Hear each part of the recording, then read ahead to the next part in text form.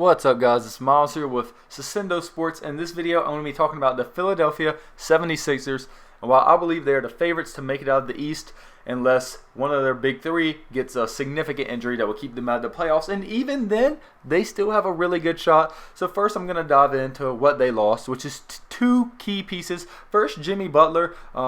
He kind of forced his way to Miami, but they still got good value for him. I'm going to hit that later. And they lost J.J. Redick, who is a great sharpshooter.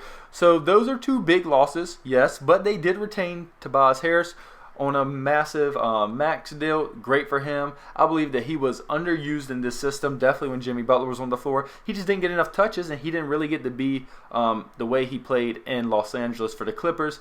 Now, moving on, they also filled, they didn't really fill Jimmy Butler. They just replaced him with Al Horford, which is a weird move because this is already a massive team. We're talking about Ben Simmons, Embiid, and Tobias Harris. Now we're throwing Al Horford. He's definitely going to start this year and maybe even next year. But again, he is getting older and he is on like a 4-year deal. So down the road, he might come off the bench. But for Jimmy Butler, they end up getting Josh Richardson, who was one of Miami's more productive players. I was really surprised that Miami gave him up in the sign and trade deal. I thought you would just give him a pick or something. I didn't know that you would go all in on one of your better younger players. But that wasn't their only significant pickup. They also acquire Raul Neto from the Utah Jazz and Kyle O'Quinn. So this team does have a lot of new players in there, but I believe they're going to come out solid. But the East has also changed a lot too. Kawhi's not there anymore. But one crucial point is Joel Embiid has to stay healthy this year, and I'm limit him to minutes into the playoffs, you know. They did a little bit of that this year.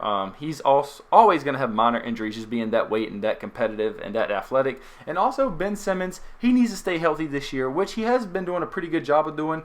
He needs to develop more like Giannis, start taking more perimeter shots. We all know this. I'm just preaching to the choir right now. He needs to expand his range. But there's also been a lot of talks that Carmelo Anthony could possibly fill a roster spot on this team. They could use a veteran closer and just some veteran leadership. They always need more shooters, and Melo, not the best spot-up shooter, but he can definitely come in clutch moments. Now, for other teams in the East, I don't see the Boston Celtics as that much of a threat. Almost all their good players just played in the FIBA World Cup, and they got 7th, so I'm not that worried about them. But besides the fact, it's going to take a while for them to mesh. Now, getting to Giannis and the Bucks, I don't believe they got any better. They lost Malcolm Brogdon and they lost Mirotic. So they got Kyle Korver, they got some other role pieces, but they didn't get that much better. They had to pay Eric Bledsoe and Chris Middleton, so they have no flexibility. Now, the Pacers are a dark horse in the East. I've been saying this for the past 2 years. If Victor Oladipo comes back healthy off his injury, now they have Malcolm Brogdon. They still have Miles Turner. They lost Bogdanovich, but they're still a really solid team in the East, and they can make a run if one or two players get injured on other teams. And the Raptors, they're going to be a solid team. They're definitely going to make the playoffs, and they're going to fight hard. I just don't believe they have the star power unless Pascal Siakam explodes or unless Kyle Lowry and Marc Gasol go off. I believe there's a good chance. There is a good chance that Marc Gasol or Kyle Lowry could be shipped out of Toronto before the trade deadline, depending on how they're doing. Now, if they're like the first seed in the East, no, I do not see that happening. But I'll see them probably around the 3rd to 6th seed, and if they're on that bottom half, 6th or 5th, I believe they will probably trade Gasol and Lowry to a contender just to get some young assets or future picks. So that's my predictions. I believe that the 76ers are definitely the favorites to make it out of the East. Now, again, if one of their big three gets hurt, I don't think that's going to happen. And another big question mark for the 76ers with me is Brett Brown, their head coach. I just don't think he's the right choice to do that job. I don't think he's a bad coach.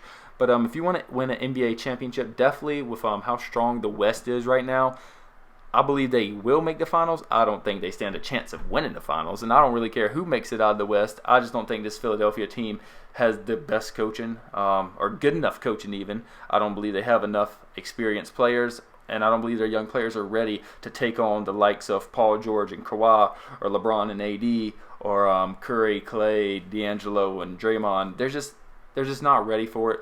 So I believe they will make the finals. I believe they will lose in the finals. But this can all change depending on injuries or trades.